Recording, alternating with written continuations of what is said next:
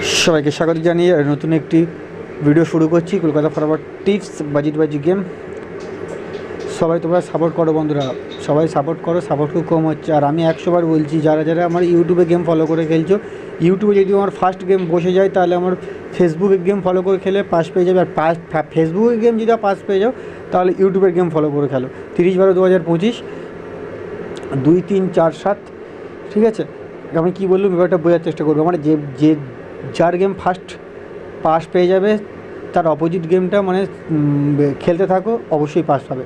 2 এবং 7। যদি বা ফেসবুকের গেম বয়ে যায় ফার্স্ট তাহলে ইউটিউবের গেম খেলো, যদি ইউটিউবের গেম বয়ে যায় তাহলে ফেসবুকের গেম খেলো।